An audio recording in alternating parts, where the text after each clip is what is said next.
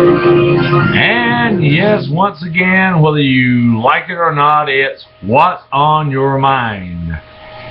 Today I continue with my series of jokes, be them funny or not. Now this first one is actually a true story. Years ago I had a next door neighbor who had a bad habit of, he'd go to the back door after he'd gotten muddy and nasty and dirty out in the garden or out in the yard, and he would take off his pants down to his underwear. I'm not joking. He had a towel in there, and he wrapped a towel around him after he did it, but he'd take his pants and his underwear off and leave them laying out on the back porch. Was a screened-in porch. And he'd leave them laying out there. And I had cautioned him about that because black widow spiders and other critters, small centipedes, different things like that, like to get inside of your shoes and your clothes if you leave them sitting outside. Wasps, anything else could get in there. And he thought not much about it, would laugh at it, and finally one morning, we were both working outside. This has been probably 10 years ago.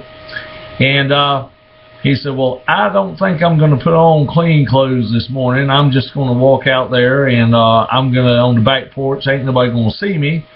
And I'll just put on my dirty clothes from yesterday, underwear and everything. Over the top of, he had a little pair of like swim trunks or something on at that time. And walked out there, picked the underwear up, pulled them on, and in the meantime he had taken the little swim trunks off he had on and pulled the underwear on. Now, a second later, he was standing there. He said, it feels almost like something giving me a blowjob down here or tickling me or something. And he pulled the underwear out, and so help me God, there was a large female black widow spider sitting on the head of his yaya. Well, he flicked the spider off and he looked at me and he said, reckon I'm lucky she didn't bite me. I said, you probably are, but then again, you're the ones always wanting some female companionship, and you got it that time with a female black widow spider. Phew. And that's just a warning to anybody for real. You can watch it if you leave your clothes outdoors or your shoes or anything else. You better shake them out because these critters will get in your clothes. And then there was a wolf spider. I was out by my dog pen the other day. I can't get around too good, but I managed to get out there for a little while with my son. And looked down on the ground, and there at my foot, I felt something sort of tickle the top of my foot, and I looked down, and there was actually a small wolf spider, about the size of this black plastic spider I have here in my hand, about an inch across.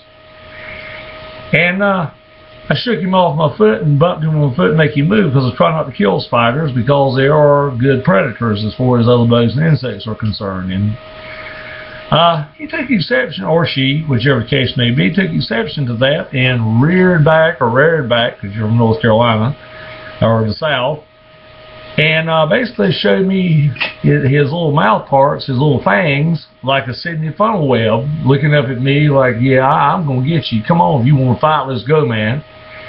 And it's almost like, I was thinking to myself, it was kind of funny, but it wasn't. I picked my foot up and I said, all right, I'll show you what a fight's all about. If you want to fight, you're dealing with something that weighs several thousand times more than you do, and you're going to lose.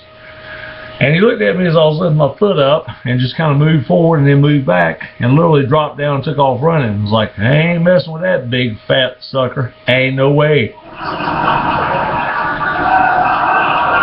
And then the last one I got here is one that happened to me a good while back. I had gone over to a neighbor's house, and they had a Pekingese that sort of on her own terms would approach you. And the dog came up, got in my lap, sat there, and decided she liked me and started rolling around, getting her hair and her scent. As you know, dogs have scent just like anything else, all over my pants, and hopped up, put her paws up on my shoulders and licked me in the face, and then she got down and took on off. And I didn't think much about it. Didn't really like it because I don't like all that dog hair on me. But I got home and I went out then to see my dogs. Again, this has been, probably 5 years ago, if not longer. And I've got a Dalmatian crossed with Australian Shepherd. And she looks just like a Dalmatian, though, with spots and everything. And she came walking up to me, stopped, sat down, started turning her head side to side, sniffing the air, and finally she just looked straight at me, almost like she's angry, and comes running over and just literally glues her nose to my knees and my legs and all of them down and sniffing, puts her paws up on my chest and stomach, just standing there sniffing. And finally she looks at me and gets down on the ground, and the look on her face is something like, "Oh my God, you've been with another dog, haven't you? You've let another dog sit in your lap. You betrayed my trust. You bastard. How dare you?" And literally turned around and went in her house and would not come out. I mean, the old saying, "Fact is stranger than fiction," is true. With things that can happen to you without even making up things. It's amazing what you can think back on and remember that has happened to you that was really, really strange at times. Or at least, maybe, hopefully, funny. Well, this has been me, and I've got to go now and see if I can figure out what. And, if you would, you don't mind hearing me and my maybe somewhat lame jokes or stories or whatever at times, you might just get one that's really great sometime if you keep on listening, maybe. Subscribe to my my page, my web page, and like my video. If you do like it, even if you don't like it, feel sorry for me. Like it anyway.